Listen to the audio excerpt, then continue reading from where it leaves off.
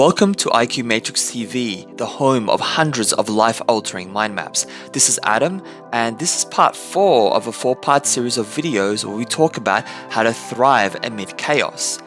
In part 1, if you missed it, we discussed the role model mindset, the mentality it takes in order to thrive in difficult sort of situations, in crisis sort of situations, and make the best of those situations. So this role model mindset is the key that lays the foundation of everything that we've sort of gone through in this map.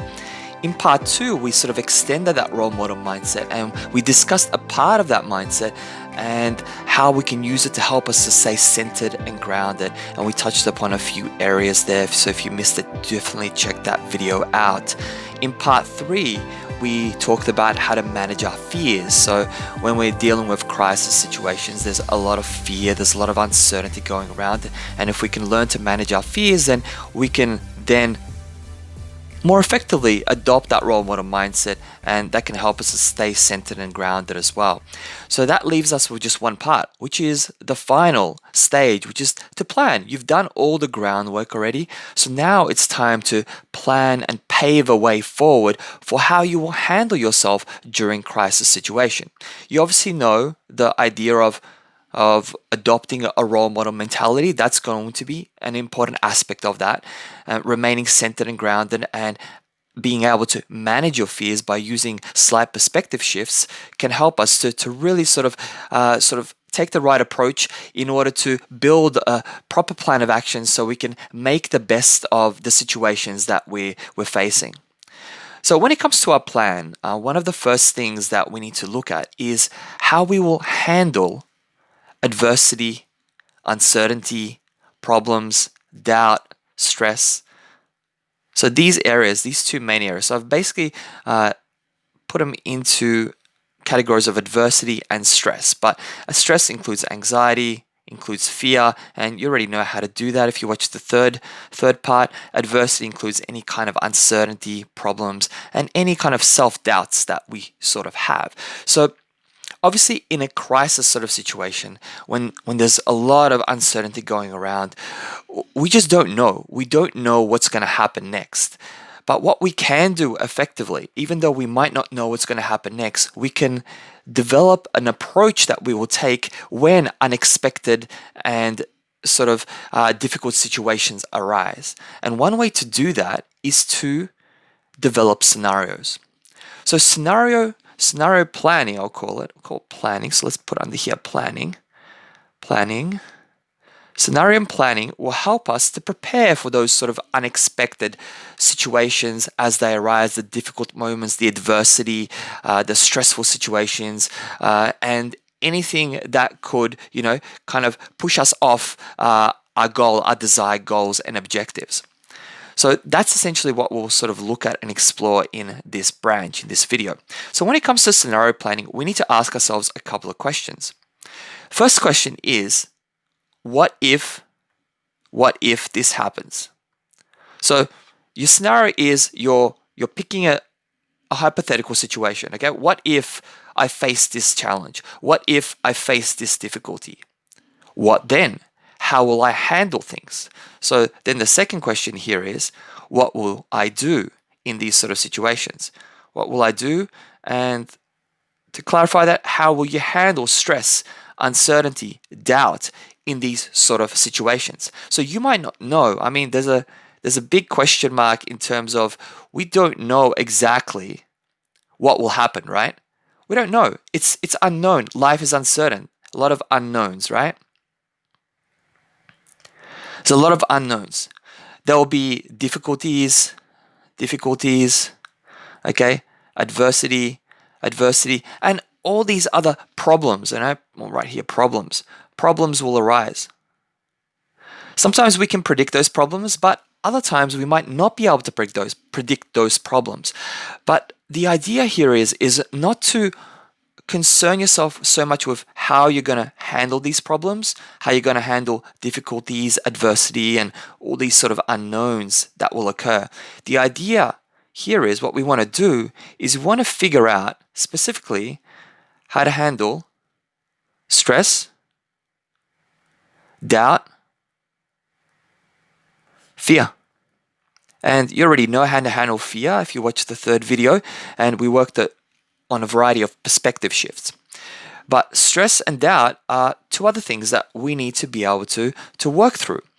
And one of the best ways to do that is to visualize scenarios and how you respond to these situations. So the key here is respond in these certain situations. So yes, you will have to think about certain things going wrong, certain things not panning out as you had expected. You'll face difficulties, you'll face adversity, but it doesn't really matter the type of adversity you face. What you need to plan for, what you need to visualize how to handle yourself in these situations. And that specific comes down to stress, self-doubt, and fear. How will you handle these three things? That's the key for us here. So a good way is to visualize, to picture in our mind, just to sit down and imagine, okay, I'm going to face this situation. Okay, something horrible happens. I don't know exactly what it's going to be, but let's imagine it's such and such a thing. And then so how am I'm going to be stressed in this situation? I might be afraid, or I might start to doubt myself. Okay, so what are the steps? So here, let's just do this. So what are the steps? 1, 2, 3, 4, etc. What are the steps I will take to work through this situation in an optimal way? So how will I handle stress? What are the 4 key things I need to do to handle stress? What are the 4 key things I will do to handle self-doubt or fear or whatever that may be? So these right here, we just need to figure out steps. It might not be 4 steps for you, but it's got to be a set of steps that you can take that you'll sort of check off. Done, next. Okay, now I'm cool, relaxed, now I can move forward. I hope you know where I'm getting at. So let's explore that a little bit with a few questions I've got above here. But before we actually do that, and I'll actually write down here, we'll go into this gap section here. One of the things we need to be able to obviously identify before we even get into that are our goals. And I've got a question up there, but I just write it here. Our goals. We need to identify what our goals are. So we need to have objectives for working through this crisis. Certain things that you want to accomplish, certain things that you want to achieve. Now, those goals for you could be as simple, or not so simple, but adopting the role model mindset, right? That could be one of your goals. Another goal could be to work through fears. Another goal could be, fears, challenging yourself in numerous ways, and that's got to do with fear, challenging yourself. Or it might be very specific goals to your situation and type of circumstances that I guess you're in. So it's very important that you do outline your goals initially, that you know what you're striving for before you jump into that stuff over there that we discussed in terms of visualizing how you will handle stress and that. So we need to know what our primary objectives are and what we will try to do in these sort of situations. And your goal could be like a general sort of goal, could be very simple in terms of the idea of being your best self. Sorry, I didn't pull out the pen there. Being number 1, your best self. So being your best self in the situation. And 2, making best. Okay, making best of the situation. So they could be sort of 2 kind of encompassing goals that sort of help you to work and make the best of the chaos and help you to grow from these situations. And we talked a lot about that stuff in the previous videos. So let's go through some of the questions here and just talk about them in a few brief details. So first of all, the first question is, what results do I want to create? So what results do I want to create? So that's kind of like another way of putting your goals into sort of perspective. So what results do I desire to create? We're not saying, what goals do I want to set? But what results do I want to generate? And that can translate into your goals. And I write up here, what new goals will you set? Or how will you go about pursuing those goals. So this is where you start developing your plan of action for pursuing each of these individual goals. So whether that's the role model mindset or whatever that may be for you. So it's important that you do go through this first, outline your goals before you start jumping into these questions down here. So just make sure you go through that.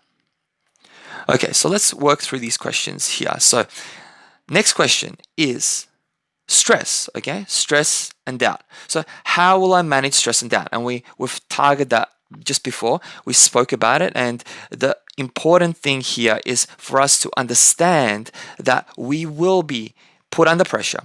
There will be stress on us. There's a lot of unexpected sort of situations that may arise, and we need to have a plan of action for dealing with stress and doubt. So what lingering doubts do you have? So these questions will give you a little bit more ideas on the types of doubts and stresses that you could face, how you work through these doubts, so how will you progressively work through them? Again, we want to outline a few steps, and a lot of that is sort of mental processing, and we haven't really focused at all on how to overcome doubt, but I do have maps that focus on doubt, overcoming doubt, and stress on the IQ Matrix website. So do check them out. One of them, I believe, is here, 432. Okay, now, obviously, another question here. What situations could lead to high levels of stress? So that's obviously a very important question because you need to prepare yourself mentally for certain situations that may arise and usually the situations where we feel stressful are situations where we don't feel like we have much control. And those are the situations that create a lot of stress and doubt, and we need to be able to deal with them far more effectively. And how will you prepare yourself mentally, physically, and emotionally for stressful situations? Tongue twister. Okay, so what I'll do is I'll just zoom in on that one a little bit. So how will you prepare yourself mentally, physically, and emotionally for stressful situations? That's something that we really need to take to heart and prepare mentally, visualize that over and over again. Because the more we visualize it, the more confidence we will have. And the more confidence we'll have, the more we'll be able to execute those things in the real world as situations like that arise. So obviously, you will need to prepare yourself in terms of stress and doubt. You will need to prepare yourself for the adversity and setbacks that will arise. So I know I said to prepare just for the stress and just for the doubt, but if you have an idea of what kind of adversity you might face, what kind of setbacks could arise, then it's a good idea to pinpoint those areas, to identify where you might possibly struggle, where those problems may arise as you try to work through this chaos. And even though you might not get it right every time, these situations may not arise, it's good to know in advance. And then, because things won't be so unexpected as they arise, you'll therefore be able to hopefully manage them far more effectively and easily. But the key is obviously to focus on the stress, how you will handle stress and doubt in those sort of situations. So another question here is, who could you reach out to for assistance and support during these times? And that's another great idea, especially when you're facing uncertain sort of situations that you weren't expecting. And if you can have people you can reach out to for support, that can be of tremendous value. And then what challenges and problems are you likely to face along the way? So another great question. And then overall, the final question here is to be adaptable. We must adapt to our circumstances. So that's why I pose this question: how must I adapt to circumstances? So whether it's stress, doubt, coming from these sort of situations, setbacks, adversity, whatever that may be, we need to be able to adapt our approach. So you need to think of ways, how will I adapt in these situations? How will I adapt my approach? How will I adapt the way I think about things, the way I process all these sort of situations that are arising? And one of the ways to adapt our approach is through sacrifice. I mean, we may need to make some sacrifices if things happen, if things eventuate in a certain way. And that would mean giving up certain things. So you need to be mentally prepared for that, because sometimes making certain sacrifices, we're afraid to do that. And that can hold us back from effectively from being our best selves and from making the best of the situation. What things are now no longer worth pursuing? And so that's another interesting question, because as you move forward through the chaos, you might find out that there are sort of situations and that you will need to, be different in those situations. You will need to go in a different direction, and that would mean that might need to let certain things go. So that's something to also consider. And then the final one here is, what 5 key moves do you need to make? And when you're adapting to situations, when the idea of adaptation, we're talking about that idea here, think of 5 key moves. 5 key moves you could make that could help you to work through the situation as effectively as possible. So these 5 key moves, if you can outline them and crystallize them, and you will take these 5 key moves in these sequential steps to adapt, then that can help you to move through the situation far more effectively. Obviously, it doesn't have to be 5, could be 3, or whatever that is. But if you have some kind of plan, then that could help you to deal with that sort of uncertainty as it arises. And even the moves could be, you might do 1, 3, and 5, or whatever that is. They don't have to be in order, but you must have some kind of idea, like an alternate plan when things go wrong, that you can go to in order to get yourself through those situations. Okay, so have a think about that, and I've got other maps that sort of break down these areas as well. So I hope that gives you a nice sort of breakdown there, idea of how to plan sort of your next steps. And obviously that all comes down to sort of scenario building. I did leave one question to the end, because I think this question is probably the most important. It could be one of the most important questions here in the entire map. And if you only remember this question and nothing else that we went through in this 4-part video series, then this by itself could change the way you approach chaos and crisis sort of situations. And the question is, how will you choose to show up each day? And we already sort of talked about this partly when we spoke about the idea of staying centered and grounded and setting the right emotional tone. And that all came down to intention. We need to live intentionally. We need to be intentional in everything that we do. Everything that we do and how we choose to show up is part of that. So we need to choose, and the idea is here choosing. We need to choose to show up in every circumstance, in every situation, every environment we sort of step into. We need to be intentional. I will be this way. And no matter what happens, I will not allow myself to be fazed by external circumstances. So that's something that we really need to take to heart. And if you can take this to heart, this can change your life in so many different ways. Let's zoom in here a little bit and let's go through here. How will you bring your best self into each predicament you face? And that's another great question. It's kind of like a sub question. So best self, and the theme, the underlying theme of this whole map is to, number 1 and number 2, I'll just write it here again, to be our best selves and to, sorry about my scribble writing, and to make best of situation, right?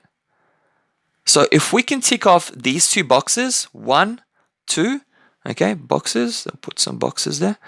Okay, if we can tick off those 2 boxes, be our best selves in this situation and make the best of this situation, and that's, try to make the best of this situation, that's all we can ask for. That's all we can ask for. And therefore, if you adopt these 2 ideas, you take these 2 principles to heart, then everything that we've discussed through these 4 videos will come together, will start to make sense. So I hope that gives you a nice perspective, an idea of everything that you need to do. And I hope that everything has sort of started to make a lot of sense. I mean, we've touched upon a lot of different areas. So just a quick summary. First video, we walked through the role model mentality, and we know that we need to commit to being an inspiring role model. We need to set a good example for others. We need to serve the greater good, or make decisions that serve the greater good. We know we need to demonstrate calmness, strength, and patience. These are the three areas that we need to demonstrate in order to adopt that role model mentality. And then we walk through several questions that can help us to sort of fine tune that. And then staying centered and grounded, that's kind of like an extension of the sort of role model mindset. The three areas that we spoke about was setting their emotional tone, which is that intention, being intentional, attitude, which is questions and the thoughts you have and how that affects your attitude and how that's important in these sort of situations, and the energy, the physical energy and the value we bring into a situation. Then we also discussed how it's important that we don't complain, overreact, and how we stay objective and rational when thinking through things, thinking through problems that we're dealing with. Then as we work through our fears, we spoke about three different fears. So fear of loss pain, process pain, and outcome pain. And we went through quite a few different perspective shifts that can help us to stifle those fears. And one of the key things we focused on, actually, there are a few more perspective shifts here we covered, but one of the key things we focused on, sorry, I'm scribbling all over this and I'll keep scribbling, is focus. Okay, focus. Wherever your focus goes, if you focus on your fear, of course you're going to experience that fear, but these perspective shifts, part of this area of the map, have everything to do with redirecting our focus in other ways. And when we can redirect our focus on other things, then all of a sudden the fear dissipates because we're no longer focused on the fear, we're focused on possibilities. And there was big one here, possibility. And possibility has everything to do with all these other perspective shifts in some ways. When we can focus on these areas, then everything changes. Our life changes. Our whole perspective changes of our situation. And we're no longer absorbed with all those fears in our life. And that obviously interconnects, because if you can handle or manage your fear effectively, then you will be able to stay more centered and grounded, and you'll be able to adopt that role model mindset. It will just become so much easier. And then in this video, we talked about how to plan your next steps, and scenario planning was one of the big factors, setting goals and making sure that you show up each day as your best self and choose how you show up each day. And obviously we talked about focusing on managing your stress and building scenarios for managing your stress and doubts. Each one of these branches, each one of these points we talked about can be expanded in so many different ways. Like even if you take the time to study each branch, to question each branch, to question the ideas presented in each branch, to watch these videos, rewatch these videos, you will start to ingrain all these concepts into your subconscious mind. They will become a part of your life. This is like, imagine if I was to put this into your brain.